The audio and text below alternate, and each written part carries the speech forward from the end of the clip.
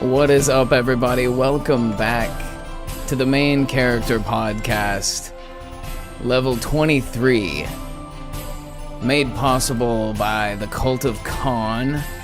That's you guys. Thank you for being here. I hope everybody is having a fantastic holiday. Today is Christmas Day of all days, and we are here on time, as we are every week, for another episode of the Main Character Podcast. Thank you all so much for being here. It's great to see you guys. I'm pretty excited. We got the little snow filter going on. I just discovered how to do that a couple of minutes ago, so that was pretty exciting. I was really pleased to have figured that out. Welcome in, chat. How's it going, everybody? What's up, Cage Fighter? What's up, Adrienne? What's up, Sandra Moore? How we doing, guys? Welcome in. What's up, Wendy? Good to see ya. Well, here we are. I figure it's going to be a bit more of a quiet night tonight since it's the actual holiday, and I'm sure many people are out and away with their families enjoying the holiday. I, of course, am not a big Christmas fan, but you know, we got MK Ryan in. What's up, my friend? How you doing? Little Seasonist. Good to see you, my friend. Tonight is also the first night of Hanukkah. So happy Hanukkah to those of you out here who celebrate the Jewish faith.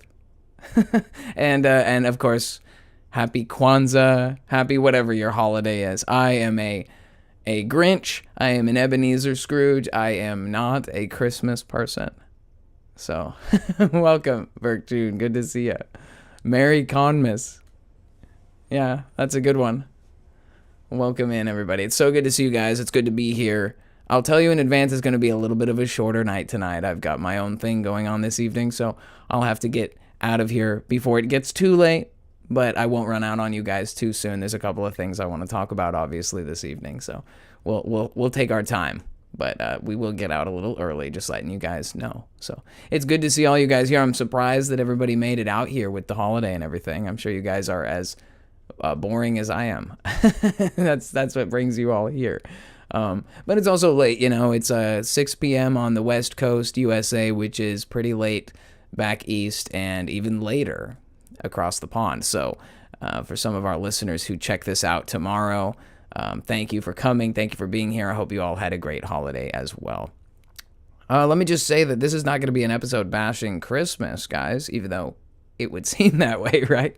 I don't think that there is a theme for a video that is more popular right now than the pagan origins of Christmas. I have seen so many of those in my feed today, and I'm glad to see it. It's good to see that people are taking the charge to discuss the weird, creepy, pagan, and otherwise satanic origins of this holiday that we've come to know as Christmas. And I got really heated in the comment section of the Revs video. What was that, yesterday or the day before? I didn't say anything heated, but you know how it is. There's going to be disagreements between people about, you know, how we choose to celebrate and live our lives. And I think that I wanted to take a moment to kind of give my mic drop, because I feel like somebody needs to polish off the argument once and for all. The fact of the matter is, whatever it is you choose to do with your life is your choice. You have free will. When it comes to things like this, it does boil down to an issue of the heart. Just because you do certain traditions like putting lights on a tree or gathering together with your family for meals or whatever it is, those particular traditions in and of themselves, those acts are benign. It's okay to have fun with your friends. It's okay to decorate and be festive and enjoy the winter season, and even more so enjoy the birth of God's Son, Jesus Christ. However, it's still an issue of the heart, as we mentioned. If you choose to ignore information that is presented to you about the origins of the holiday and to choose to still celebrate it even though you've had access to that information, you become willfully ignorant. That was like my bottom line about it. When I was younger, I was a stark defender of Jesus is the reason for the season, right? I was the first person to say that Christmas is corrupted by commercialism, and and presents and consumerism and all of that. And I wanted Christmas to not be about Santa Claus and reindeer. I wanted it to be about Christ and about family, you know. And there was a lot of people arguing for that and fighting for that. And the sentiment of that is beautiful. God bless you. But the reality is that over time, through my research and my investigations, I came to realize that these traditions that we call Christmas, the lighting of the tree, the hanging of the mistletoe and the holly and everything else that we do, that seems like a benign seasonal tradition, all the way down to Santa's red and white costume, right? They all are part of actual rituals of a belief system that is not in any way biblical. It's not something that the Bible tells us to celebrate. There's no reference to the winter Jesus celebration holiday anywhere in Scripture. And so what it comes down to is, if all we were doing was celebrating Jesus on a random holiday, something that we made up, then it would be an issue of mankind, right? This is a man-made holiday. It's not necessarily evil, but it's not born out of a sacred spiritual tradition like some of the feasts and stuff. But then at the same time, it's not just a man-made tradition. These are traditions that were created to honor and to appease these deities, these old gods, the pagan old gods and things, and they are parts of a ritual, and they essentially, you know, they make the actions not benign in their origin. So at some point in my life, I became convicted. I realized that Christmas was bogus. It's unfortunate. And I know that, like, nobody wants to give up on having fun with their family, or the smell in the air, or the sound, or the feeling. I totally understand that. And I totally agree with the sentiment of capturing things that were corrupted and making them new again. That's the truth. I mean, Jesus is a redeemer. He is a restorer. And so he can take anything and make it new and make it again. So again, I can't tell you how to live your life or what to do. And I don't want to. But I will tell you that the decision came to me a few years ago that it's like, away with the BS, away with the pressure, away with all the nonsense that the holiday brings. And instead, I choose to celebrate Jesus every single day. And on this particular day that we do the whole Christmas winter holiday thingy, apparently the start of Hanukkah this year, weirdly enough. I think it usually starts much sooner, but whatever. Yeah, so we're just enjoying it. We're just having a good time. We're just relaxing. We came here to chill on Christmas Eve. Well, not Christmas Eve. It's Christmas Day. I guess you'd call yesterday Christmas Eve. Whatever. It's the evening of Christmas Day. So it's not Christmas Eve, but it's Christmas Day Eve, if that makes sense. It's good to be here, guys. It's good to be here. I tell you, I got a couple of things. First things first, I have something that I'm going to give away. So for all of you guys who are regulars who are here, you all have a chance to win something totally free. However, the giveaway won't be for like probably a week. So what I want to do is I want to show you guys. I received the very first Cult of Con Teespring hat. Ha-cha-cha, look how glorious it is. And it's pretty cool. I like it. It's cool. But as you guys may know, there was an issue. We found out that Teespring, although they... Whoa. Sorry, something's falling over. Teespring, although they advertise themselves to be kind of like a, one-stop shop, we do it for you. It's like they didn't mention that their prices are absolutely out of this world. So the shipping prices were exorbitant on those products. So it's like Paul said, it wouldn't be a cult without a merchandise scam. Apparently the merchandise thing is kind of a no-go. So I ordered a couple items as like samples. And I got this hat, and I do have a sweater coming. I'm probably going to keep the sweater if it's any good, obviously. But I am giving away this hat. So the way to win this hat is to just leave a comment on this video sometime during the next 7 days between now and level 24. And if you just leave a comment, you can say whatever you want. I don't even care if you're insulting the channel. You can call me a retard or something. I don't care. Give away a free hat. They're very, very expensive. And I'm just saying that because it's the facts. Like, I wish they weren't. I don't know what's going on. But yeah, Cult of Con hat, free to whoever leaves a comment. What I'm going to do is I'm going to take everyone who left a comment. I'm going to put your names on paper. I'm going to stir it up in a bag, and I'm going to draw one out. I might even do it on stream next week. And then that'll give everybody a chance to try and enter, and literally just leave a comment on the video. Let us know what you think of the show. Share your thoughts about Christmas. Just, say something in the comment section. Make sure you like the video and subscribe to the channel and all that good stuff. I guess you have to be subscribed. That's the other condition, since I'm gonna just be that way about it. But yeah, it's a season of giving. It's a holiday day. It's Christmas Day, and what better than to create a giveaway? I probably should have started this a week before, but whatever. I will ship it directly to you. I'll get in touch with you. All that good stuff. Free hat. Leave a comment. Thanks for being here, guys. All right. Sandra Moore says, amen. We spent the day touring back roads in Deschutes County, Oregon. What a blessed way to spend Christmas. Zero pressure, 100% joy. Amen. Hopefully the weather wasn't too crazy out there. I know that like we're just starting to get to that time of the year out here in the Northwest where it gets crazy.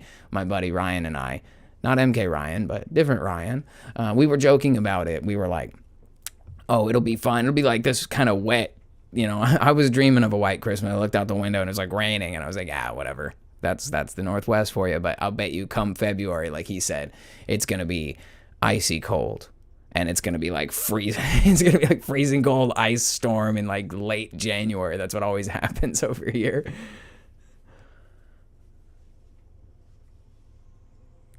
Oh, we got a calendar debate going on. I love it. Merry Christmas. Ho, ho, ho. Happy holidays. You know what happens? It does this thing where it lets you choose between top chat and live chat. I don't know if you guys know this, but on the chat thing, if you change that from top chat to live chat, you'll see all the posts. I noticed this myself when I was watching other people's live streams, that some people's comments don't appear for whatever reason. YouTube like picks and chooses who's valuable enough.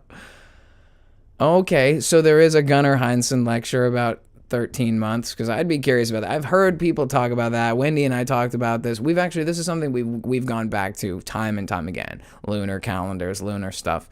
And, you know, there's a bunch of stuff to look into about that. Again, it's the tough thing about it is, like, if you look at the zodiac, it divides perfectly into, there's 12 signs, because there's 4 seasons, right?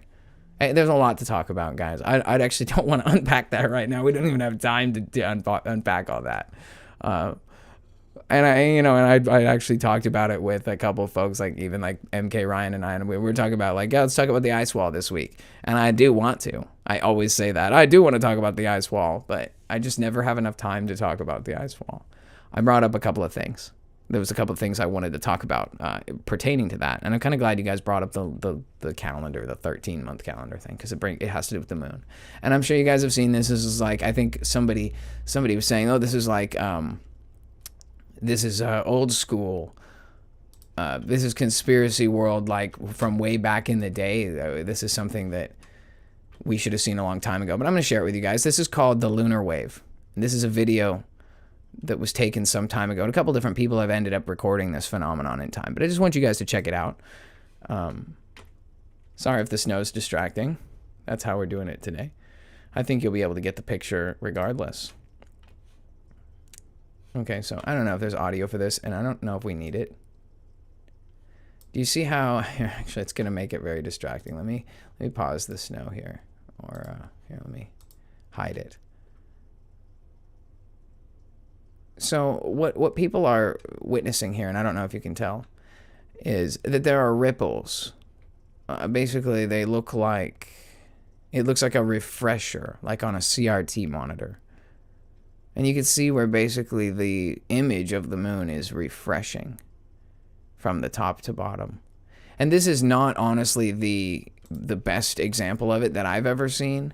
I mean, you can see it happening as we speak. You can kind of see it rippling down, coming down across here, rippling. To me, it almost kind of looks like there's waves. You know, of course, it's called the lunar wave, right? Here I am describing a wave as it's doing a wave. Permission to call Jew David, for missing the Christmas stream. Well, it's the first day of Hanukkah. He's busy. Oy vey. Okay, hold on. Let me pause the snow again here. I feel like it's very distracting when I'm trying to look at something like this. Okay, not the best lunar wave video. You know who has the best lunar wave ever? Is Crow 777. I don't know what the audio is going to look like if I play this. I actually probably am going to mute it, because if I add the audio, he'll probably flag me or something. So let's just read this really quick. Having spent over a year viewing the moon on a regular basis, I have come to the conclusion that the moon may not be what we think it is. Excuse me. There are other YouTube users who have also made some interesting lunar observations. Jive Bop, Grid Keeper as examples. This clip is a mind vendor, and I'm seeking anyone else who shot this or similar footage to contact me and compare footage/dates. All right, here we go. Lunar wave. Check it out.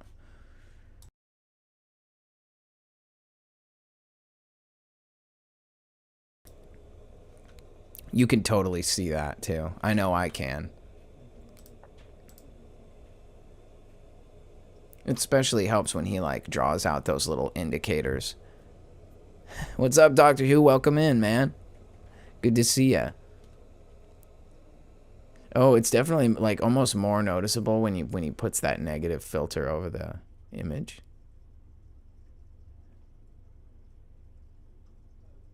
Lunar wave, man. You know, sometimes I think about it and I think maybe it's not actually like a monitor or like an image refreshing. Like maybe there's actually a ripple in the seas. Like, you know what I mean? They say water's above, water's below, and there's a firmament. And it could be possible that there's literally like a wave in the water, although it is perfectly flat. See, I'm not the guy to tell you what it is. I'm no expert, but even that like just looks so intense to see the refresh. The fact that you can move the image around and it changes. It's not really based on the image itself. It seems to be, you know, some people will say, oh, it's the camera, but it's captured in different ways.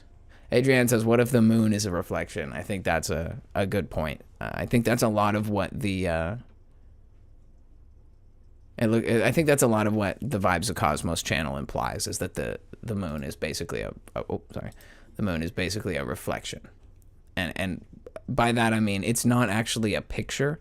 It's kind of like an electromagnetic phenomenon, you know what I'm saying? Like it creates an image as it's projected against the firmament.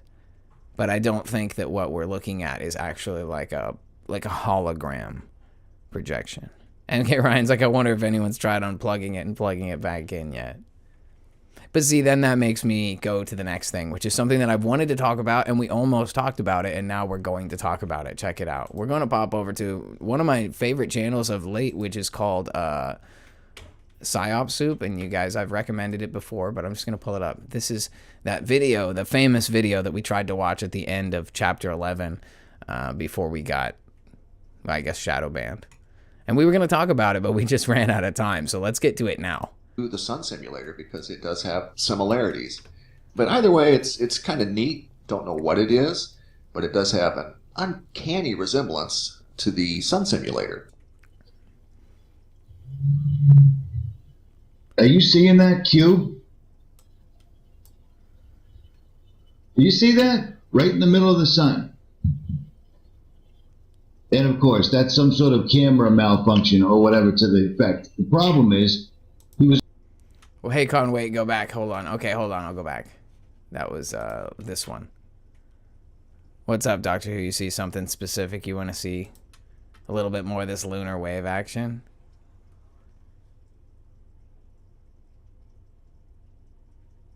Having lived in New York City, I'm glad Jew jokes are kosher in the cult. No hate, just everyone's fair game. Plus, we're not talking about Abraham's kids. Well, you know, the thing is, like, I think that some people might actually believe that I'm Jewish. I am Jewish. But, like, how do you know, right? How do you know? I think that's the thing. As long as you're not being hateful, people should just really,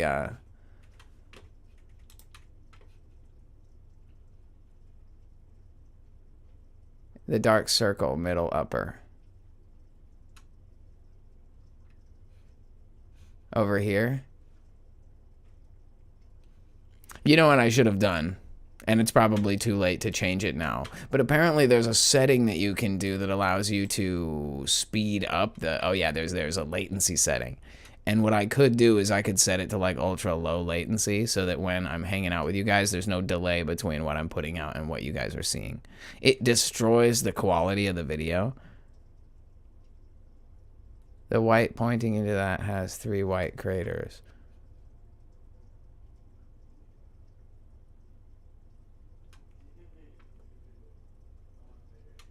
It's hard to see the whole thing in the view.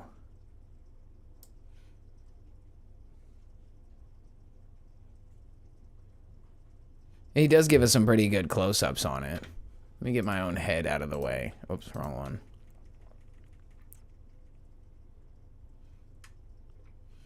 Let's leave a pause here. Oh. Let's look at this for a second. Doctor Who says, Adrienne says they look like lights.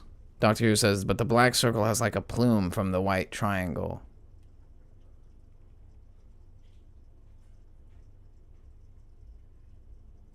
It's definitely a very interesting thing when you look at the moon from a different perspective. Like, obviously, if you want to believe that this is a big space rock sitting out there, your brain will fill in all the details for you.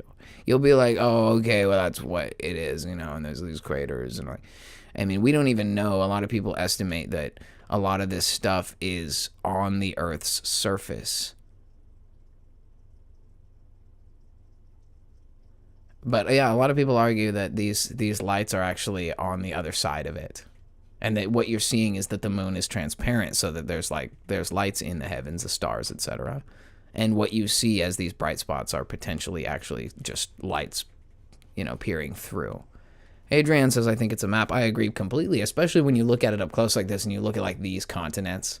I mean, it's almost scary because I don't know. I've gotten so good at it from time, you know, right? Because I have one of these Vibes of Cosmos moon maps as my background here, and I spend a lot of time looking at those images. And yeah, you get to the realization that you can tell that this is. But then there's some implications about it, right? That's crazy, right? You see this huge crater here on the front, and you wonder, like, where in the world is that crater? Is this the firmament? Is this an indent or a portal or a crater in the firmament? Or is there a place that corresponds with this in the world on the Earth's surface that we could point to and say, yo, that's, you know. The problem that we have, and this is something that we'll recognize, this particular crater I'm pointing to, this is not within the known world. That is away from the circle, like I call it the circle of the Earth, which is like, you know, the UN map. I'll pull it up just for you guys. I'm sorry, not UN map, UN logo, but it is a map. You'll see that within this image, those of you guys who know what I'm talking about, I'm sorry to beat you over the head with what you know. But it's a really good example because a lot of the UN logos do arrange the continents in a circle surrounding the North Pole as they are on the moon map. So even the United Nations logo gives you a point of reference that shows you, you know, here we have South America, North America, you have like Russia, China, and East Asia, you have Africa and everywhere down here, and they're all surrounding this northern point. And this would be, this borderland, this line right here would be equivalent to the South Pole in their map of the world. And since that's the official logo of the United Nations, it stands to reason that they know what they're talking about. They have laid the planet, or, you know, the plane out in such a way. But when we go back to our image of the moon that we were looking at, you can see that that only represents like a small portion of the world. It's like over here. And so, you know, as we see with, I'll show you guys on my own map. The UN map encompasses this region right here, wrapping around the central pole, which is like right here. But out here in the deep, which is equivalent to what we're looking at in this scene here, that huge crater is probably out there in Terra del Vista, or Pangea, some would say. And so because of that, we won't be able to point to any map. Like, we couldn't say, oh, that crater is in the city of wherever, or the region of wherever in China or something, and we could point to it and be like, that's why it looks like that, because there's an actual indent in the mass of the world right there. We just don't know. So it's definitely an interesting thing. We got more folks popping in. What's up, Lucas? Welcome in. What's up, Dojo? How you doing, my friend? Merry Christmas, everybody. I know that I'm saying bah humbug, so bah humbug, everybody. Doctor Who says, I'll screenshot it, move on as you will. Thanks for indulging me. Oh, no problem, my friend. We're just here to hang out, you know. It's not anything big. Just chilling out this evening. It's going to be a short one anyway. I hate to keep saying that, but all right. I'm going to change the subject a little bit because I just remembered something that I wanted to tell you guys, and I kind of promised Wendy that I'd tell the story. And, you know, it's one of those things where we're about half an hour in, so most of the people who are going to get here are going to get here, and most of the people who are watching only for a second get bored and then leave, so I don't have to worry about telling the story in front of anybody. So I got a phone call yesterday, Christmas Eve, and it freaked me out because I have a stalker.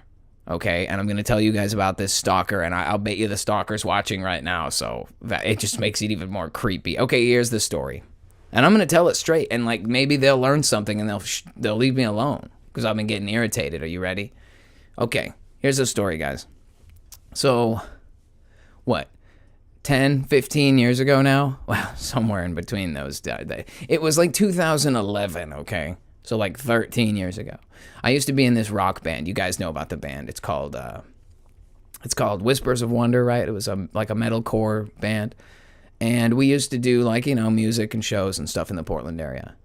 I met a guy on Facebook. I'm not going to say his name. I'm not going to dox him or anything. But anyway, so this guy and I became friends on Facebook over like the music, the band. And back then, I was pretty naive. I didn't really think weirdos. I mean, I knew weirdos existed, but I didn't know.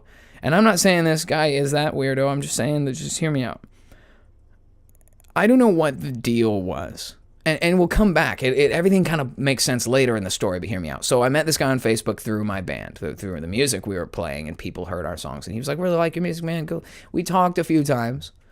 And then at some point, he hit me up and was like, yo, I'm moving out to the area where you guys live because apparently, and he was correct in saying so. I guess weed had just become legal in the state. And he was like wanting to become a medical marijuana patient. And it's probably like a red flag that someone would move all the way across the country to get stoned. But okay, whatever, dude. Probably didn't really think about it at the time. Anyway, so this guy moves out here, and he moves out here with a much older dude who's like his roommate.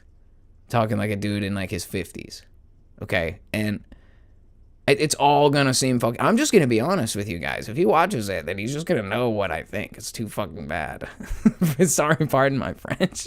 I'm trying not to curse still. I'm still trying to beat that thing. Okay, so this guy and I become friends.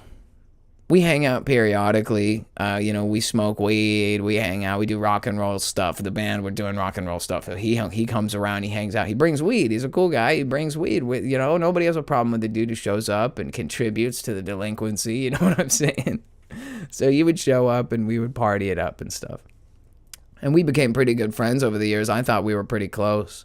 We went on a couple different trips or whatever. And, I'm not trying to get too much into his personality, but he did kind of have a tough childhood. He didn't know his dad. He was kind of raised by his grandparents, but he had kind of a falling out with his grandparents. And he and his mom weren't super close. He has like a stepdad, but they didn't get along very well. It's a complicated story. But what it really comes down to is the dude got in trouble in Florida. And when we had first become friends, he told me this story about how his friends were like, oh, we need help transporting some material. And can we use your truck? And he was like, oh, yeah, I'll help you. And so he goes and helps some friends move some stuff. Okay, that's the story. But what it really comes down to is that he gets busted and charged because apparently the stuff he helps move is like stolen scrap metal, which is apparently like a big thing in the ghetto.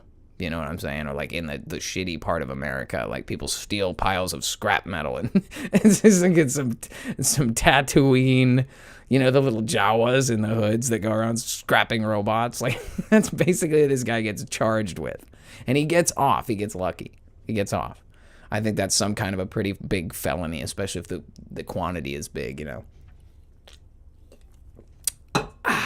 Anyway, so he's busted in Florida. I think that's part of the reason he decides to move all the way across the country. So he's got to get stoned and he's got to get away from his bad past. Okay, we make mistakes. I understand. And he and I were pretty chill for quite a few years. We were probably like almost 10 years pretty good friends. But over the course of these 10 years, he and I managed to continually get ourselves into trouble. And I don't mean like with the law. I just mean we were always just smoking up all of our money and having various weed industry jobs and spending whole days just watching movies and playing video games stoned. And it was like I'd gotten to the point in my life where I'd been through this really bad breakup. Like my life had been really destroyed by that. And I had to kind of reimagine what I was going to do with my life. And it's a long story, but I started to change. Started to grow up, I guess. And over the course of those years, as I started to get older and started to reevaluate life from a different perspective, I found like that he was like pulling me back. You know what I mean?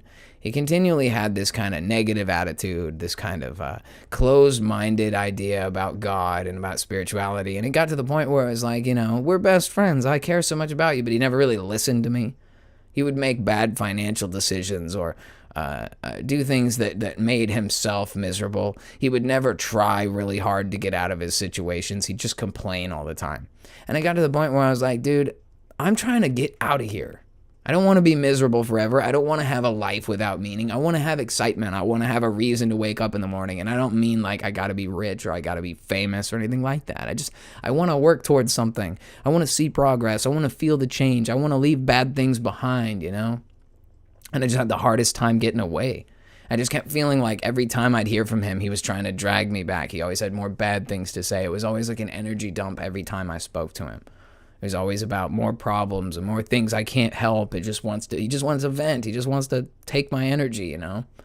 And it's like, you know, when I was younger and when I was more naive, I probably would have thought it was fine.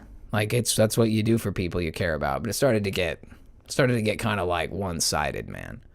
And he was always trying to like buy my attention, like give me stuff, shirts and weed and cigarettes or whatever it was, you know? And I'm just not the kind of person who likes to receive showerings of gifts. Like, I'm not against it, but it just starts to feel like I don't want to feel like I owe you something because you're constantly buying me stuff. It makes me uncomfortable. Like, you don't have any money. Why are you always buying me stuff? Like, it starts to seem weird. And remember, like I said, he moved up here with like this older dude. And it's like, over the years, I just started to feel like this guy was acting strange. Like Wendy says, vampire energy. Or energy vampire, I guess. That's what she said. But it also is vampire energy. The guy's weird. Okay? It started to get weird and clingy and made me uncomfortable. And at one point I was like, I didn't live down there anymore. We weren't hanging out all the time anymore. And I was just like, dude, I don't know. I just stopped replying to his texts. I was just like, dude, I don't care. Maybe I'm immature, but I feel like we had the conversation over and over again about how, come on, dude, we gotta set some goals. We got to make some changes. We got to I can't keep living like this. Can't keep being a loser. Can't keep accepting being stoned every day, all day. Can't accept being like, no goals, no ambitions. Like, are we just going to suck? You know? And I always just kind of felt like this guy was like in love with me. Like he had a weird gay crush on me. Okay. And I always see the best in people, you know. It's like how Paul says he's super naive. And it's like, in a way, I'm that way, but maybe it's not that I'm naive. I just don't want to believe that people are fucking freaks. Pardon my French. Okay? But then things start to kind of make sense over time, right? You realize, you know what? The guy didn't get framed or tricked. He tried to steal scrap metal because he was like low life with all of his low life friends, and he got caught. So he lied about that. Okay. Well, who's this dude that he lives with that's much older than him? Well, he's just friends with him, right? Like, oh, we're just friends. Like we were roommates down in Florida. Now it's starting to seem like, I don't know, maybe there's something else going on between him and this older dude that they were just friends. It starts to seem kind of weird, like there's some gay stuff going on over here. Okay? And then it gets worse, okay? I'm having all these realizations after I cut him off that I'm like, I think that guy might have been like a weird gay guy. I think that guy might have had like a weird homo crush on me and was also like an energy vampire and was like trying to suck the life out of me. And it was always about how much of a victim he was. Everything bad always happened to him, right? And so it's all starting to form up. Well, once I wrote him off, like once I stopped replying to him, and like I said, it's not probably appropriate or nice to ghost somebody after like 10 years. But you also, like I said, I did not just ghost him out of the blue. We had many conversations where I expressed to him this desire to change, and things aren't changing, and I don't know what to do for you, man. You won't listen to me. You can't act like we're friends and you need my advice and then you don't listen to me at all. It gets really aggravating and it just sucks the life out of me, you know? But anyway, I told him not to contact me again, and he kept calling me. Calling and texting and texting for like a year and a half. And I'm going to probably have to get my records from and just print them because I figure this will probably become a court case. Like I fear it will become, see, I watch a lot of like true crime shows. You know, my mom was into that growing up, and I've always been really interested in the minds of these psychopaths and narcissists and all these weirdos and what they do. And so I know how people end up becoming like a victim of a crazed person. Like someone who's a stalker who won't leave you alone, who won't take no for an answer, you know. And then one day they show up at your house, or they show up at your work, or they show up with a weapon, because if I can't have you, no one can. You know what I'm saying? So I told this guy, I mean, I didn't even tell him. I over the course of time kind of told him, and then one day I was just I'm not going to do it anymore. You can't have any more of my energy. You know what I mean? You're not getting any more of that energy from me. So I just stopped replying to him, stopped answering. I actually never answered the calls because I didn't want to talk to him. But anyway, he called me hundreds of times. I'm not even joking. Shane, you can't get rid of me that easily. Just kidding, it's not me. No, I don't think it's you unless he's running the cover name. His name is Shane. I doubt it. But anyway, so this guy wouldn't leave me alone for like a year. And then I finally sent him a text. I said, if you try to contact me again, I am going to get the authorities involved, and I am not going to stop until you're fucking dealt with, dude. I don't remember what I said. But I was basically like, dude, it's over. Leave me alone, or I'm going to get a restraining order, bro. Don't show up here. Don't call me. Don't contact me. I even got another phone. And, you know, I moved to a new location since the last time that he knew where I was. So he doesn't know where I live or anything, I hope, unless he's a true stalker, which I wouldn't put that past him. But anyway, right, so in hindsight, everything started to make sense. He and that older dude have one of those weird, I've actually met other people in this situation before, where it's like an older guy with a younger guy, and they're both like gay guys. And they have like kind of a cordial, like almost a sugar daddy type relationship. Simple Lives. Like, I remember when all this went down, dude was trying to pull a Barry. Yeah, like he was trying to get me into the back of the limo with Barry Satoro. Like, it's not the first time it's happened. You know, gay dudes really like me. What can I say? You know, I think it's because I'm a stud, but I don't really like. I don't know. I'm short. I don't know. It's so sick, man. It's so gross.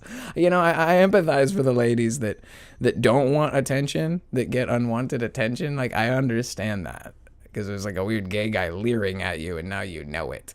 All that time, you just thought you were friends. You just thought they wanted to hang out. No, that guy was hoping he could get you drunk and do something to you. That's the creep. What the heck, man?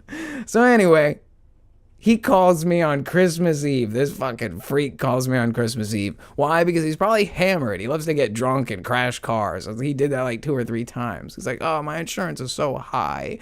All my bills are so high. We keep crashing cars drunk.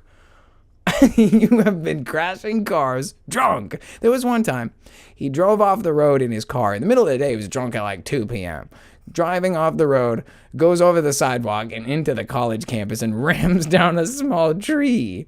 And then he came down to the apartment. There was no bumper on the front of his car. He shows up at the apartment and parks the car and goes in. And then, of course, the cops show up because the front bumper of his car is at the crash scene with his freaking license plate on it. And they get there, and he's pissed drunk in the parking lot, but they don't know that he didn't get drunk after he got home.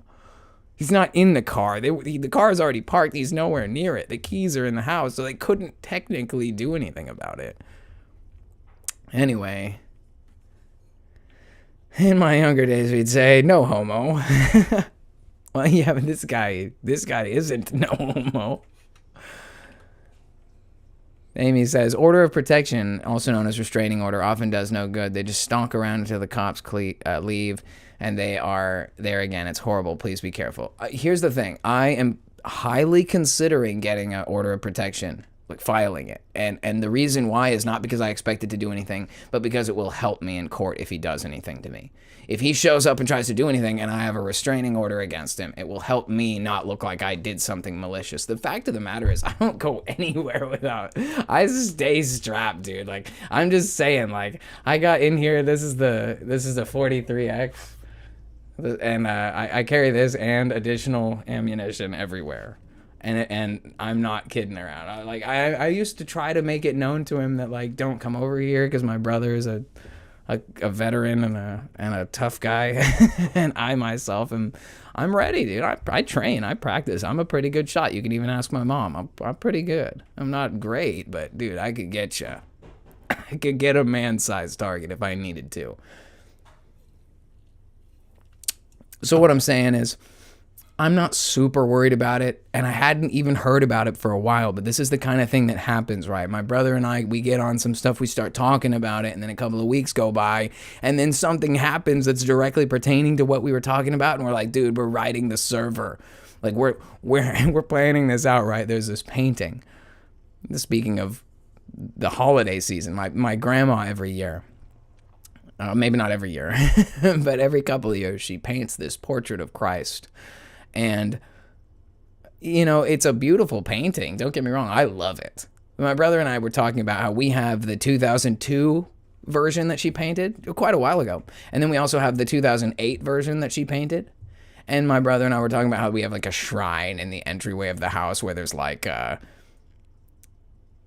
don't know, there's a nativity scene. There's like wise men. There's a Christ painting. There's like, it's all kinds of, there's like Sacred Heart of Jesus, Mary candles, like Catholic candles. There's like a shofar horn. It's just kind of like the Bible stuff cabinet.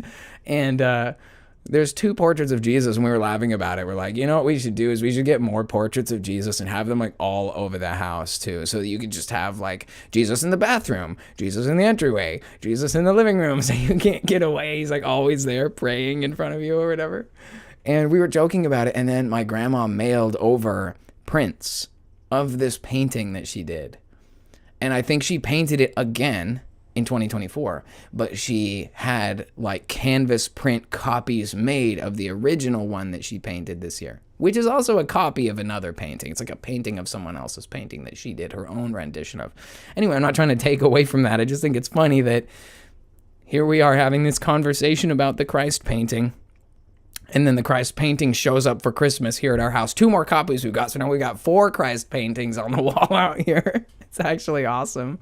I love it. It's cool, but it's funny, right? Like, why did we spend so much time thinking about that? And then there it is. The Christ painting shows up and it duplicates. And then there's more. Like, there's other examples that happen like this all the time. And unfortunately, we have spent a little bit too much time talking about that guy, Dakota. That's his name. I'm just going to say it. And we've been like, dude, if that Dakota guy shows up here, it's going to get fucking ugly.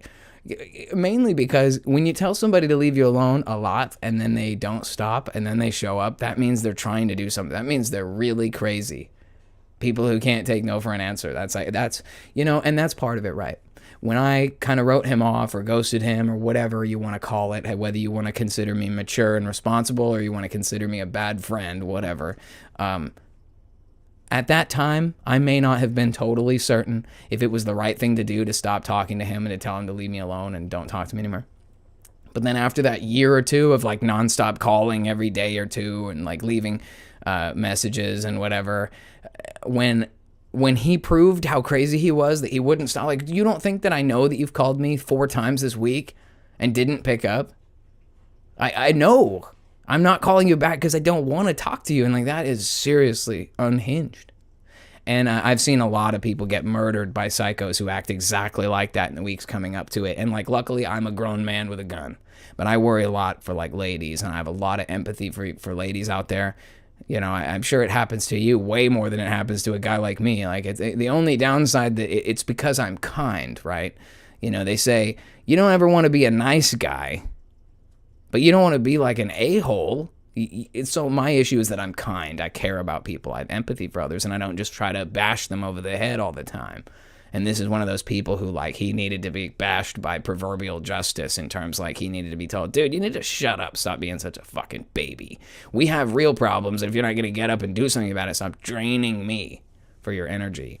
Anyway, I could have been a little more rough with him, but it's like, I just don't see why that's necessary. And then I realize he's unhinged and won't leave me alone, so I guess I have a stalker. And we'll see what becomes of that. I'll have to update you guys on how that one goes. We'll see what happens. Amy says, it's good you're talking about it on here too, because, but unfortunately no one believes you unless they've gone through it. The behavior is so bizarre that normal people can't fathom it. Yeah, that's 100% right. Sorry, that's 100% right, Amy. It's until you've encountered weirdos that act this way, it's like, how could you explain it to somebody? You know, it's just a strange, unhinged behavior, because for me, it's like I've always been under the impression that like you can get in a lot of trouble for bothering people and harassing people and threatening people, etc. And if I ever was like trying to talk to somebody, like say it was a girl and we were talking and she like ghosted me or whatever, and I was like, yo, Simple Life, you're gonna owe so much to the swear jar. I think I've already hit 3 strikes today. I get too amped up. it's the subject material. I'm scared, man. The guy's crazy. I don't want anything bad to happen. Oh no, Doctor Who's like, he's loving that you're talking about him. Well, this is his only chance. This is the only time he's getting. And actually, it sounds terrible, but I'm really talking about me. I'm not really talking about him. It's all about me. Yeah, how could you be the main character if you didn't have like a stalker? Like, you guys ever played Elder Scrolls Oblivion? You know how like after you get pretty far through the arena, you get the adoring fan, and he won't stop. He won't leave you alone. That little like blonde elf guy. Whew, good times. Good times. But yeah, I'm sure everything will be okay. I'm sure we'll get it all sorted out. I hope he doesn't show up here, because it's like totally, it harshes the vibe when these weirdos show up. Like, I've told you guys about the witch before. This lady that thinks that she's supposed to be able to get into the backyard and stuff. She's so crazy. And then like that roofing guy or that hobo or whatever. Some random person knocked on the door in the middle of the night the other night.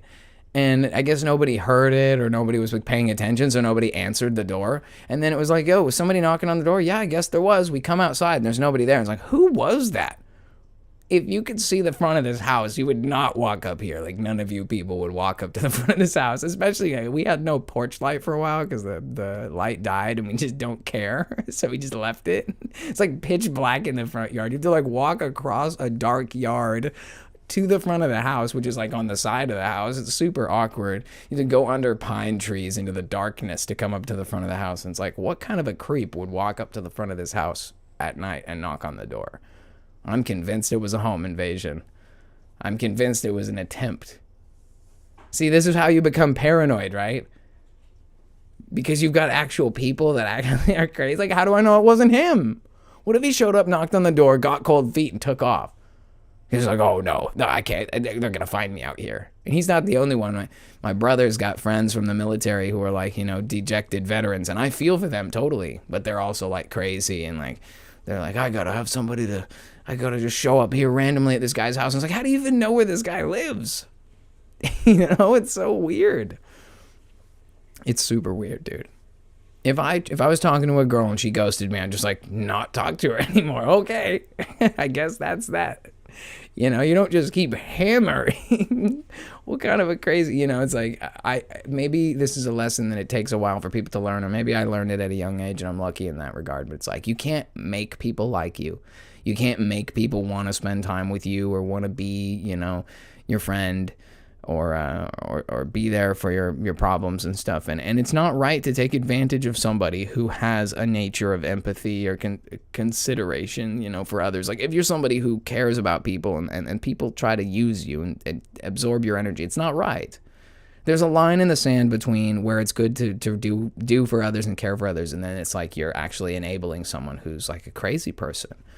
I don't know if you guys are familiar with the channel Dr. Grande.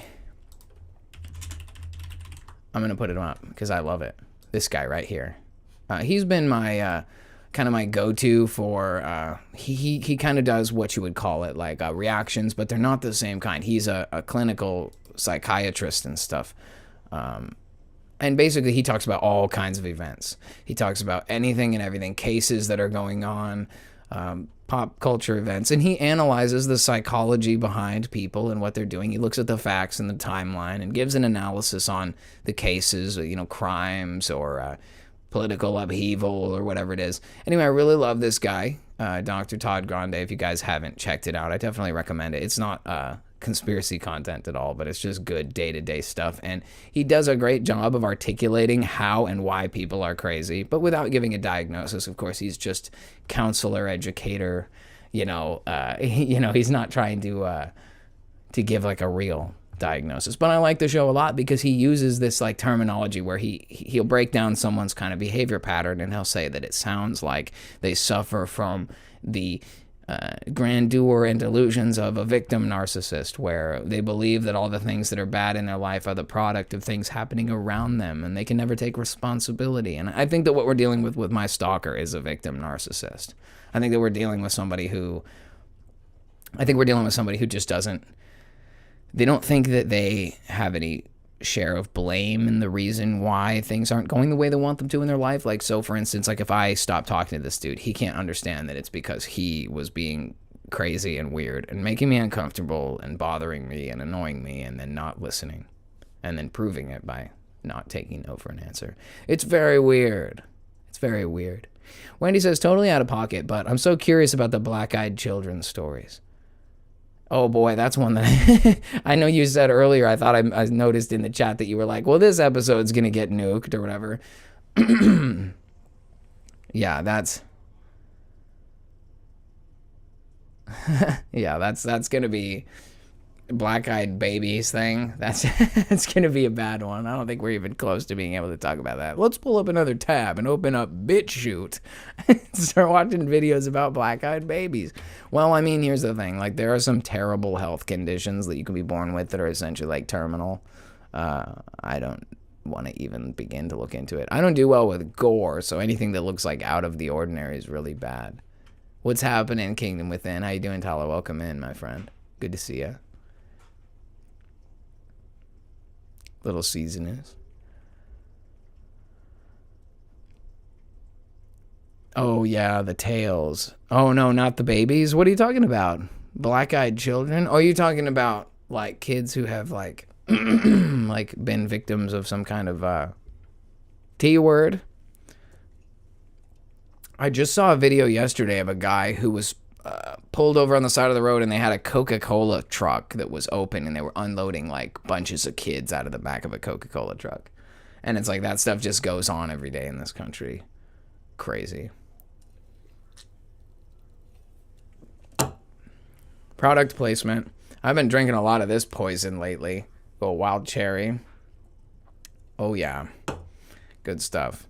You know, I went to Muchas Gracias a couple weeks ago for my Guys Gotta Eat show, and I hadn't had wild cherry Pepsi in like 10 plus years.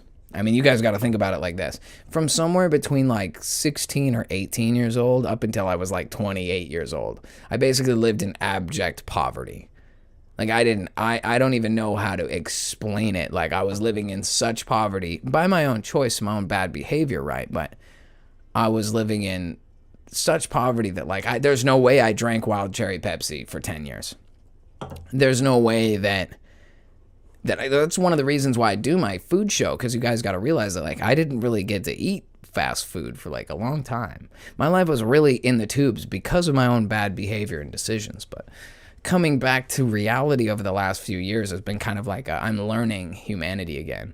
Almost like I entered here from another dimension, and I'm having to like figure out what it is to be a human in the modern civilization. Anyway, it's not quite that cool. It's just that I never really experienced anything that cool, and I've just been taking my time to experience all these things for the first time, or in a new light. And I plan to grow that too, that over time I'm going to be going into actual restaurants and trying real food, and hopefully raising the bar over the course of time. I heard JT say this once, and it was really inspirational to me. And it was sometime after I had started making YouTube videos, but it was really cool and kind of like, I really resonated with it. He said, you're never going to be at a point in your life where you're like ready to do whatever it is you want to do. You're not just going to wake up one day a professional or like a successful whatever. You're going to have to fail a lot, and you're going to have to work hard for a long time. And like when it comes to this channel, I've been so glad to see the growth we've had, but at the same time, I'm not afraid to stay small. There's so much trouble when your channel starts getting big and you start dealing with all kinds of randoms, and I've been lucky that it's kind of a tight-knit community here. That I am grateful for. But yeah, when it comes to stuff like this, you start somewhere, right? And I didn't really know where I was when I started. I don't know where I am now, but there's so much more here than there used to be, and it's because I got started. You start somewhere, right? And over the course of time, Sunday service has gotten really awesome. I've gotten really into the flow of how to do that, and the Lord has really blessed me in that, and I'm super grateful. And then as far as main character goes, I mean, we're just hanging out, right? This is second nature to me. This is just what it's like to hang out with me, like my buddy Simple Life in here. We hang out all the time. It's basically just this, you know, like that's how we hang out. We just talk about it, keep it real. So I don't have any trouble doing main character. And then like the Guys Gotta Eat show is cool because I get to try new things or try things in a new light, like I said, and I get to talk about it with you guys just like I would. And it's something I enjoy doing, and I feel like I'm starting to get the hang of that too.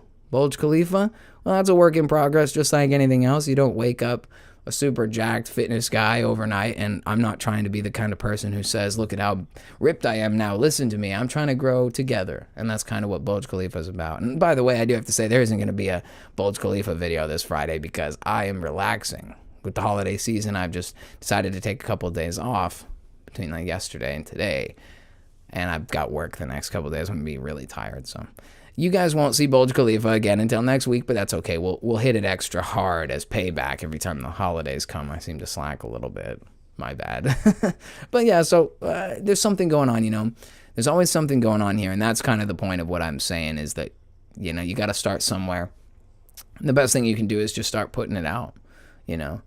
So I was happy to hear JT encouraging people, and I encourage you guys, if you have something that you want to do with your life or something you're working towards, you got to start somewhere. And even if it's not as cool as you want it to be or as advanced as you want it to be, you know, you take the time, it'll get better. You know, I'm amazed. I was looking for the snow thing. I didn't even know you could put like a snow filter on, and I think it's actually really cool. It's with the season and everything, I feel like it gives a special flair to what we're doing out here. It's just, you know, holiday. There never really was going to be a huge presentation tonight, but I feel like I always have a hard time getting to the sun thing. So let me go back over here, right? So the sun, right? Where'd it go? The fake sun. Check it out, guys. We'll talk about it. We're getting close to... He was only able to capture this on certain days in June and July, and then again last week it came back. Other than that, he couldn't capture it at all. But look at this. Not only did he catch it again, but he caught it reflecting in the water as well. I've never seen this before, and I'm going to say you probably haven't either. Wow, it gets serious so quick. So for people who are not watching the show on YouTube, if you're one of our like podcast listeners, we're watching this video about the sun. And this guy has a picture, a video of the sun, and in the center of it is this little black sphere, or a little square, a little dark spot in the middle. And at first you would chalk it up by saying like, oh, this is some kind of a distortion in the camera. But what ends up happening is he points the camera down at a lake, at the water, and the reflection in the water also appears to have the same effect, the same artifact of dark spot in the center of the sunbeam, which is not something that the camera would do with the reflection of the light. It's not something you could replicate. It's a very interesting image. Continuing on. In the water, but he also catches it in the sky simultaneously. Is because they work for, you know, alphabet agencies, trying to make you look bad, trying to discredit you, so no one listens and no one gets on your bandwagon. Look at this. Look at the shape of this. That is so unnatural. Watch as we get a little further into the video. Watch the shape of this thing. This thing, it changes shape while I'm videotaping it. Meaning they're adjusting it. It just rose. It's only been in the air for about 20 minutes. So every time it makes landfall over the oceans, you know, they don't care over the oceans. There's not many people seeing it. But as it makes landfall, they have to do adjustmust. That's pretty good conjecture. It all looks fake. That looks like CGI, man. And this is live video. I just shot this morning. It is kind of a strange looking sunbeam, to be honest. Look at this. Look at this. If that is not a simulated light source, I don't know what is. Look at the center of it now. It's still blue, but it looks, because of the angle I'm at a really high altitude. You're seeing like a spinning. So that tells me that there is no light in the center of this device, and that the center is some type of nucleus, maybe the power source. I'm going to take you through a step-by-step process on this one. We've all seen, most of us have seen this little black dot in the sun before. Most of us have seen? I'm going to pause it right there. That is super weird, though. It's got 2 black dots. So what I did was I took a snapshot of this and I did some photo analysis with it. But let's take a look at what these things look like when they're ran through the photo forensics. Okay, as you can see, In the photo forensics, this this is a high quality I'm breakdown. doing my photo forensics here. So here's what I did. I took that snapshot and I enlarged it. Now look at this. When I hover my little mousey over it, it actually takes on a 3D effect. Look at that. It's hard to tell what we're seeing Let's here. go down here so man. I can point it. I mean, it's like a 3D. Okay, well, here's a little bit of a different perspective. Okay. I changed the colors from that to this. I do see where we're going with this because there are plans on and paper. I tried playing with the colors, but It's there's like no those color. images they showed at Now, the beginning. You can clearly see.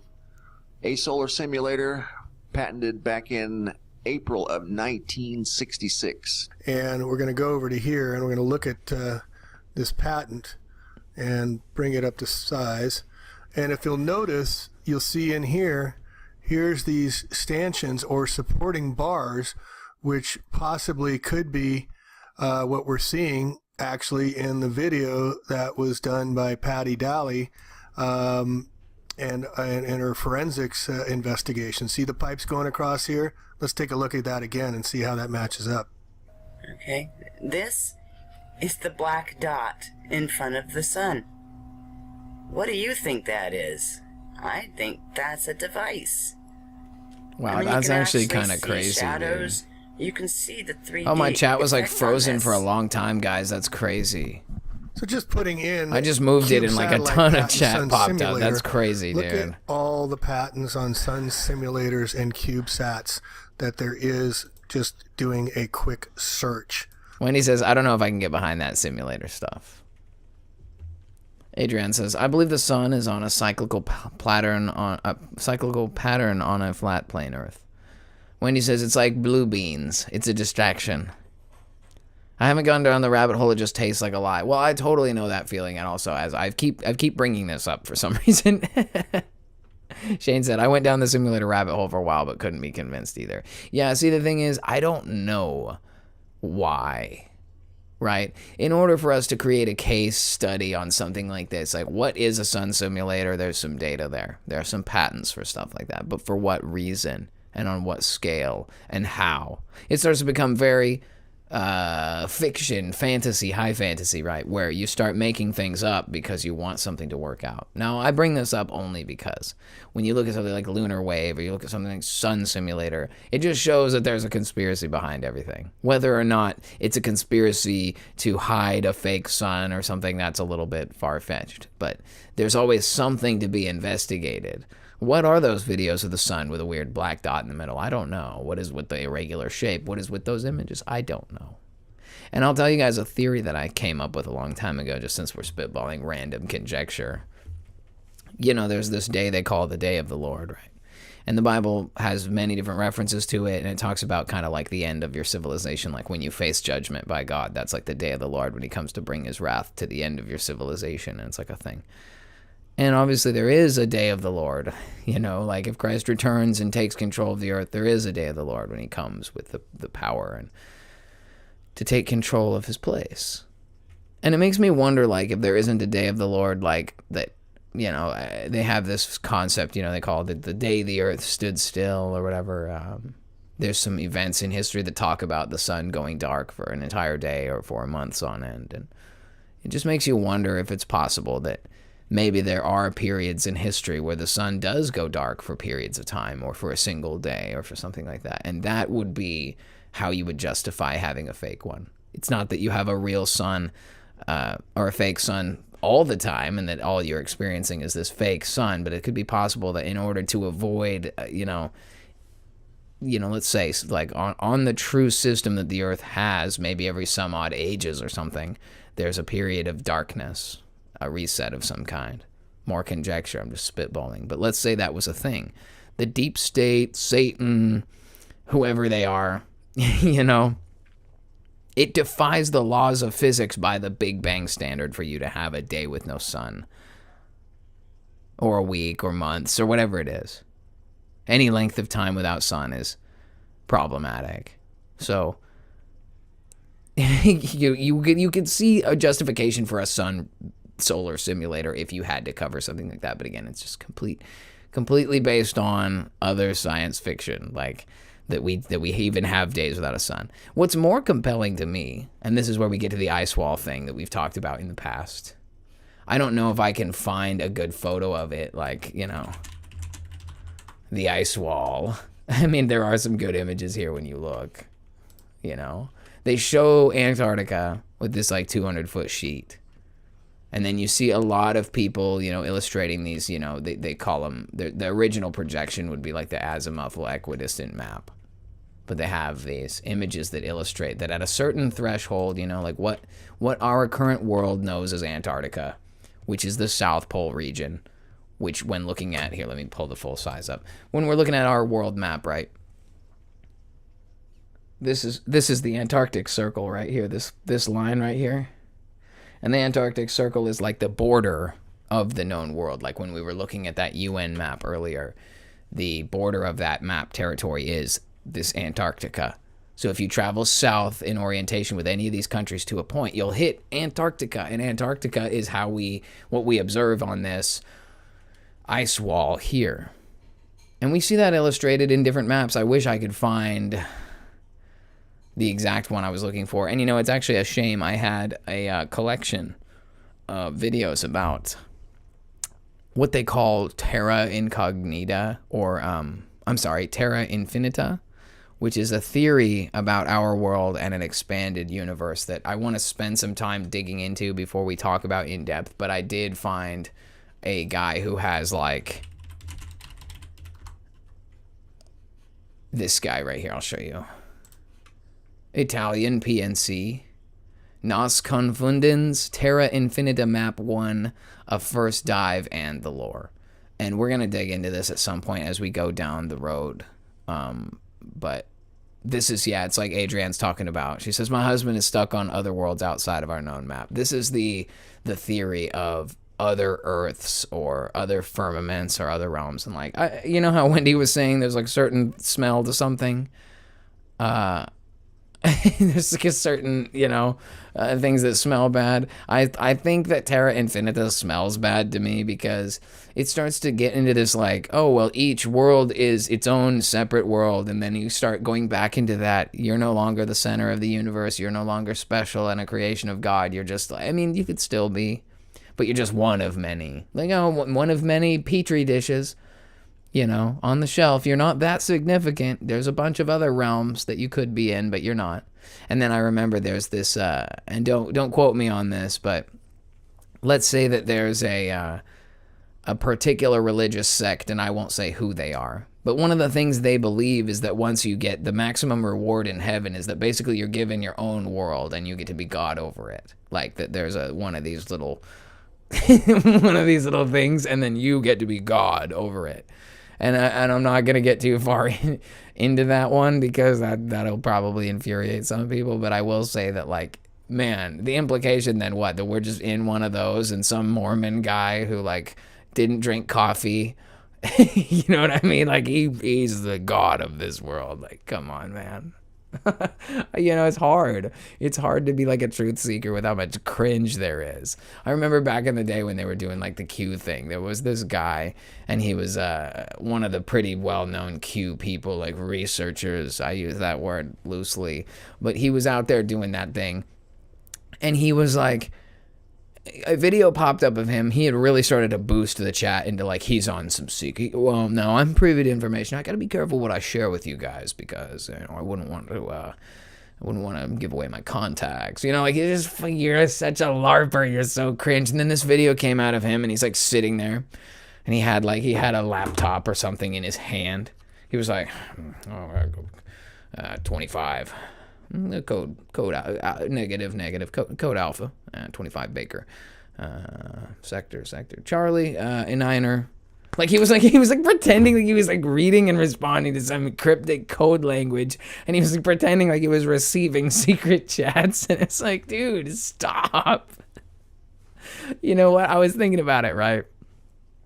I'm all for investigating, but dude, that is crazy stuff, dude. Like, why? When are we gonna draw the line? It's kind of like how Paul taught me the term conspiratainment, and I actually really like that. I think that's funny. I think this channel is conspiratainment because we talk about weird shit, but it's like it's not. It's not like we're learning anything. We're just rambling on about it. But yeah, dude, I think that's a good example of some of the crazy stuff people are on that, like, I am definitely interested. I think we'll dig into this Nas Confundens Terra Infinita map and try to figure out the origin of where it came from. You know, this first thing is called a first dive and the lore, so there's some lore about it, like where the map came from, like who was the progenitor of the story, how did it all come to pass, and where did all these images come from and whatnot. So that's going to be the Italian PNC channel, and I started looking at it already. It's like the production quality is not amazing, but the point is being given, and that's what I'm interested in, is the actual nuts and bolts of the whole thing. Like, how does all that work? What's up, Puckwudgie? Welcome in, my friend. Good to see you. Glad you made it. Happy holidays, Kwanzaa, Christmas, Hanukkah, whatever, you know. You know what we should have done this year?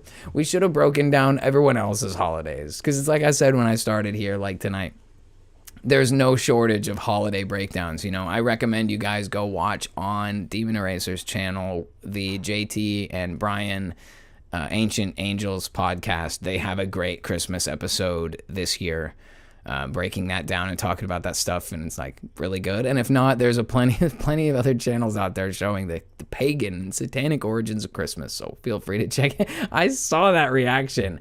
I know. I know, you guys are funny. You guys are so funny. It was probably you, Wendy.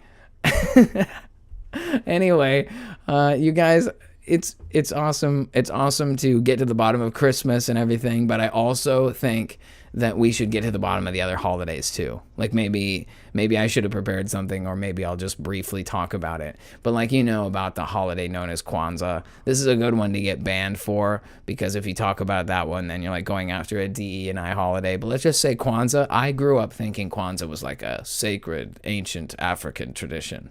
It's like the African Christmas. And I was like, oh, well, that's pretty traditional. That's sacred. And then I realized it was like some guy in the 80s came up with it, and he was like, he was not a good dude. I try to talk about it loosely because I don't want to get like, it's hard to construe what I'm saying, as because, you know, I do this kind of talking and weaving in weird ways. It makes it really hard to know what I'm talking about. So in regards to that holiday, the guy who created it, he was like a bad guy. Like, he like essayed women. He like burned women in the crotch with curling irons and stuff. He was like a really bad dude. And that's the guy that invented Kwanzaa, and for some reason we give credibility to that guy, so I don't know what's going on there.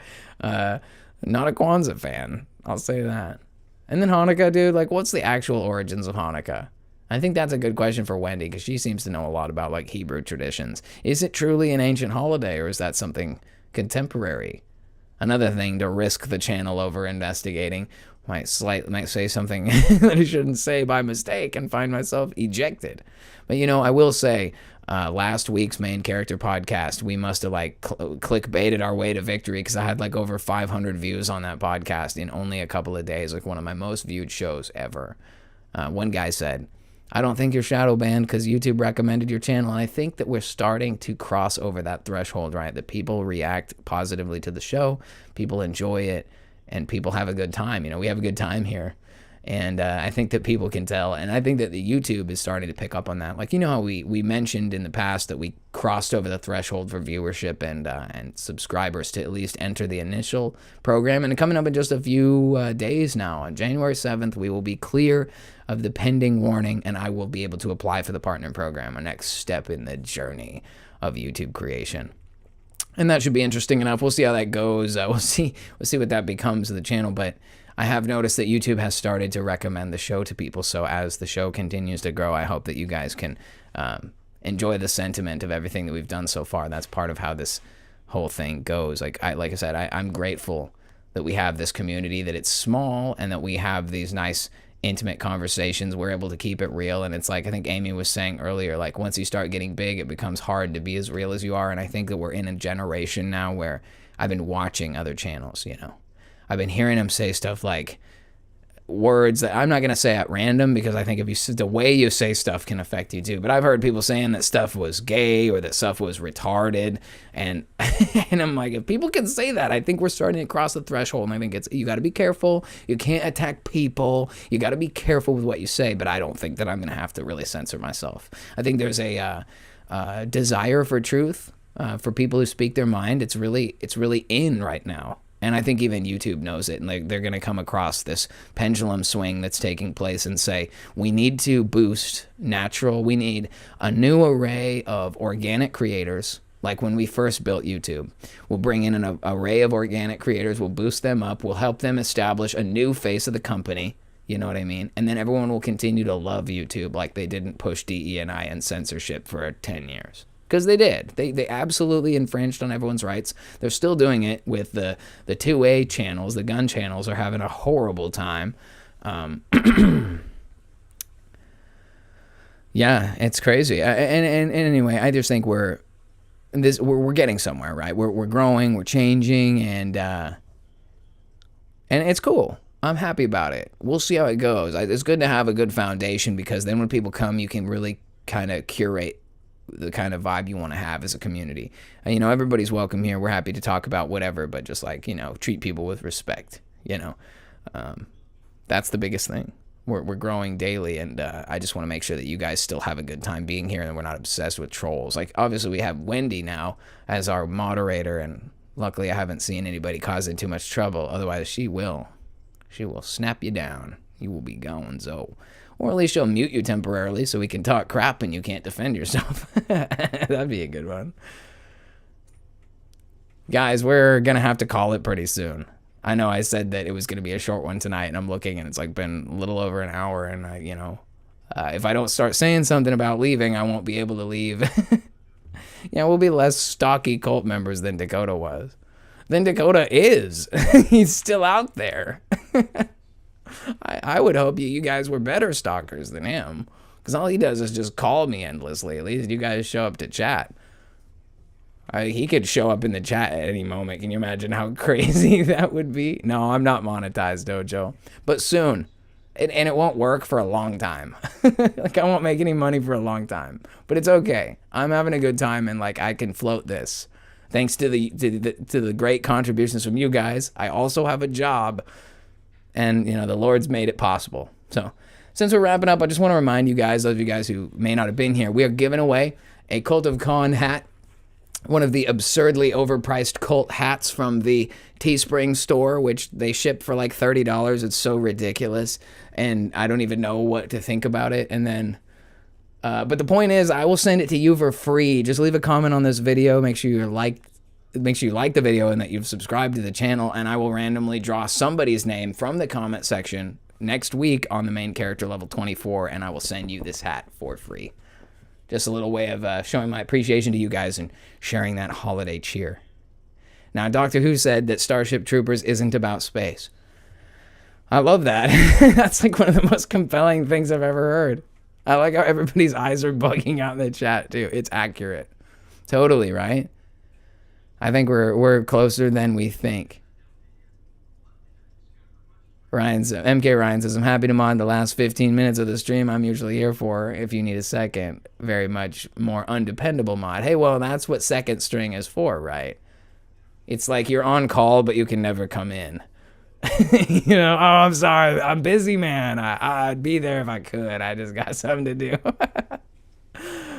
Yeah, you good, man? I'll give you permission, dude. I'll just do it. It's not even a big deal. I'd be happy to have you running as a moderator. Let me try and remember how to do it. Put user in timeout. That'd be funny.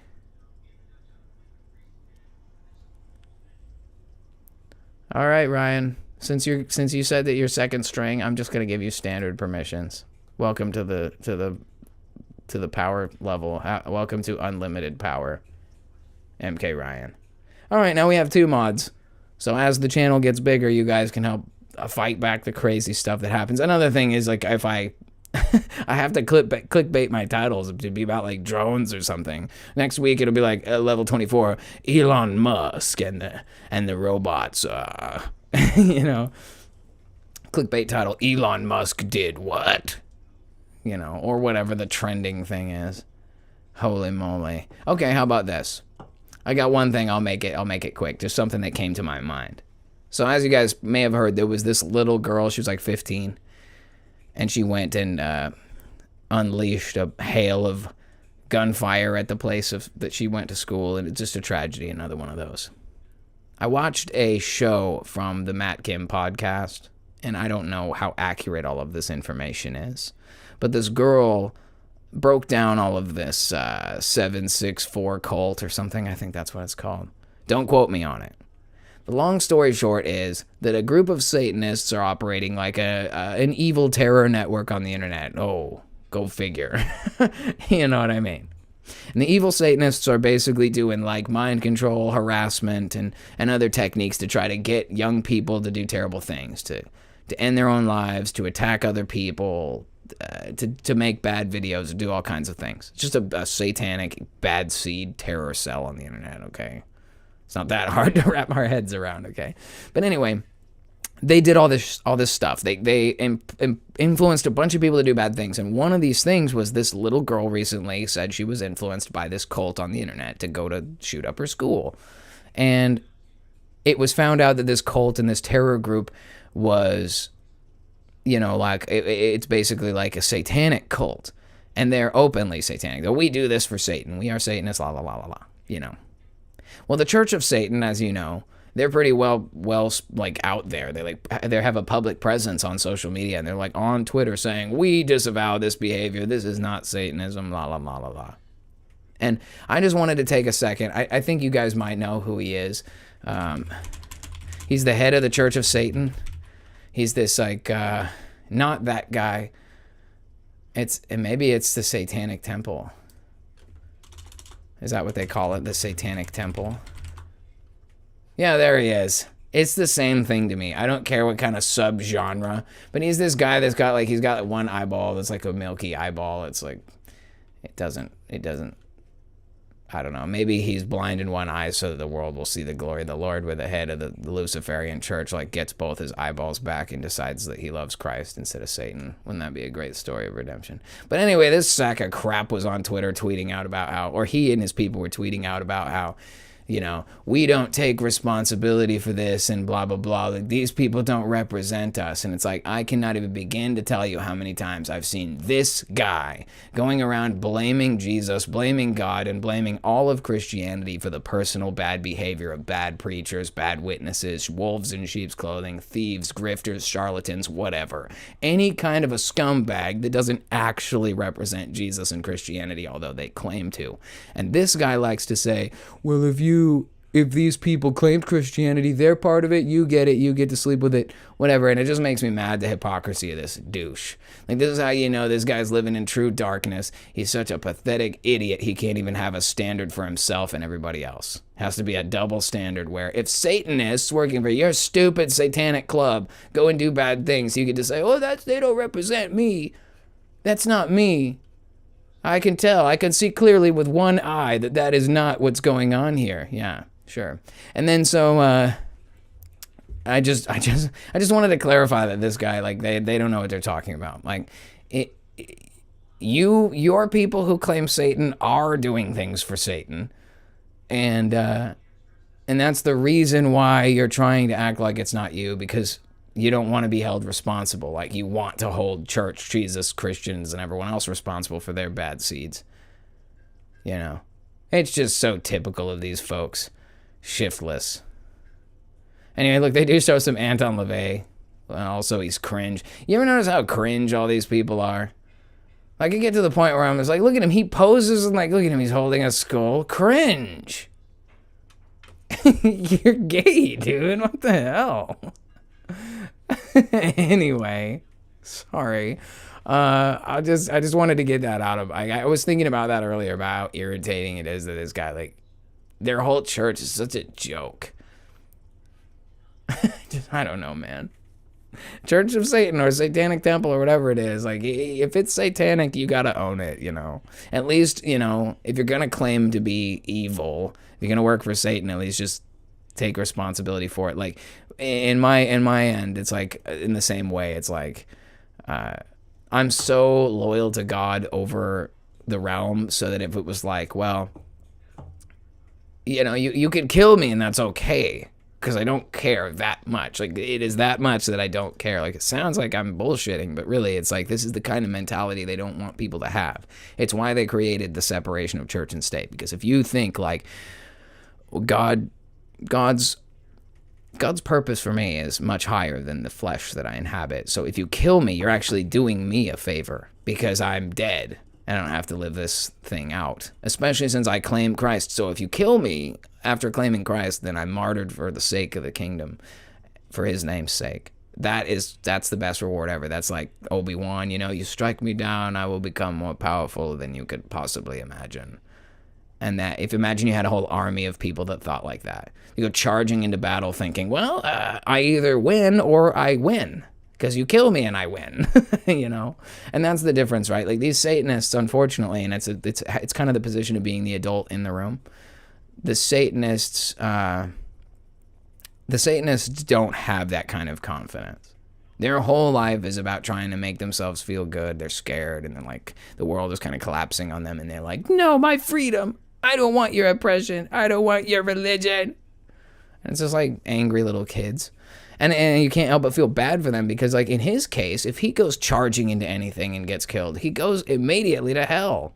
And it's not because, oh, he's a bad guy or does bad things, because he blatantly claims that he serves Satan. Like, he's not even trying. You know, he's not even trying to be a good guy. He's, you know, so it'll be like, what did you do at the time you had? Oh, I rejected you and everybody who tried to influence me about you, and I rejected all of your teachings because some guy did something to my butthole while I was in church. Like, that's a story. That's basically what it comes down to. This guy, you know, I do feel pity for him. We'll look at him one more time. I'd love to, like, I think he has an accent too. He has one of those accents. I don't know if it's German, but he has this accent, I think. Oh, I don't want that the Jesus guy. I like to worship Satan for Christmas. Anyway, that guy is an interesting character. Very interesting character. Doctor is like, triggered, Con. Only mildly triggered. I just feel like we need to have the same standards for everybody. Like, if you're gonna try to blame all of Christianity for the bad behavior of those preachers, then we have to blame Satan for all the bad stuff that this guy does and all of his dumb friends and their stupid terrorist cult. Okay? Otherwise, I guess if we're gonna disavow, then you need to allow us to disavow, because there's quite a few folks that I would be like not interested in. You guys know about Kenneth Copeland? Oops. Copeland. Whatever. That guy. Can we disavow him?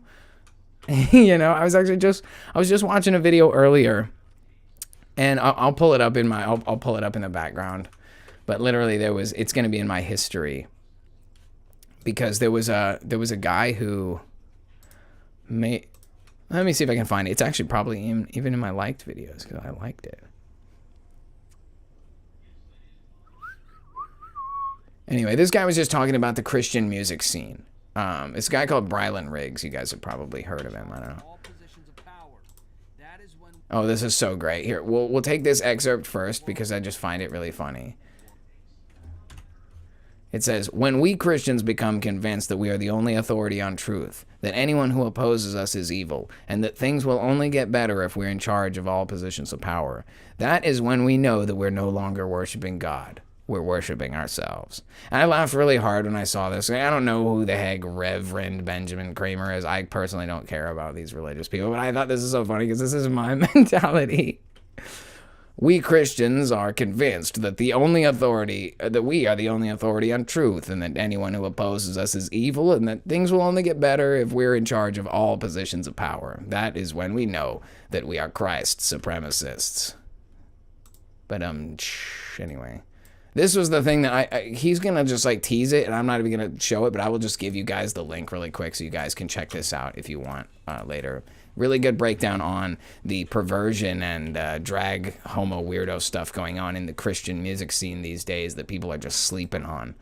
super crazy. Christian artists that are literally charting on the Christian charts. The Christian music industry allows bands to come together, and I've showed examples like with Jars of Clay, for instance, and even the Newsboys. Now, Amy Grant also endorses and is good friends with, now, if you don't know Derek Webb, oh boy. Now, Derek Webb, if you're not familiar, was a part of a very popular band called Plum, is probably best known for her song Need You Now. But the chorus, here, in fact, I'll sing it so you know what song it is, okay? Okay, I just wanted to give you guys an opportunity. This little half an hour video that he does a great breakdown on like all the weird, perverted stuff that's taking over the Christian music industry. Not to say that the Christian music industry was ever wholesome and good, but at least there's some kind of, at least there's some kind of a community that's becoming aware of this stuff. Like that people are beginning to kind of realize that the rot has seeped all the way into the internal levels of the church in the modern age, and it's quite terrible. Anyway, Sandra Moore says zealot level Patreon support. Yes, absolutely.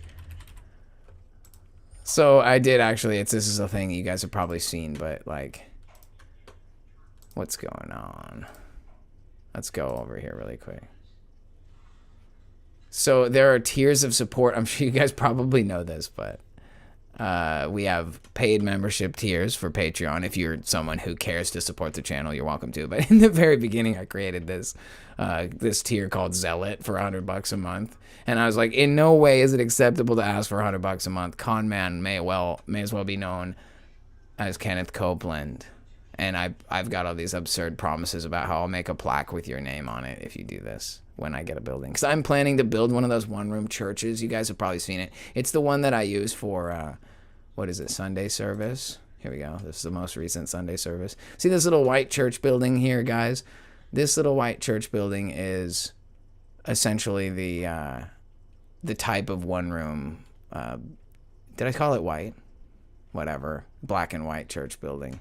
Forgive me. What I'm trying to say is that I do want to build one of these like this one day, and if I do that, I will tribute to all of you guys who have contributed to the growth of this whatever it is. I guess it's a cult. I guess that's what you call it. It's a cult.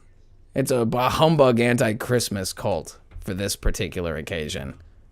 I'm good. We do have a dinner coming on. It's actually probably about time for me to get going, or else I'm gonna be late. So, guys, with all this being said, all this weird and random stuff, I hope you guys have had a Merry Christmas, a Happy Hanukkah, a Kwanzaa. I don't know. One where you hopefully aren't burning chicks with curling irons, okay?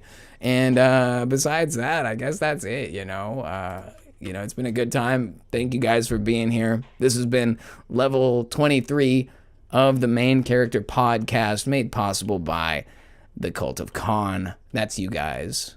I am Con Man. Of course, thank you for being here. We will be back on Sunday this week for Sunday service at 8:30 a.m. Pacific, and we will be back next week for level 24 of the Main Character Podcast. With that being said, guys, thank you so much for being here. Y'all have a great night, and we will see you guys in the next one. Take it easy.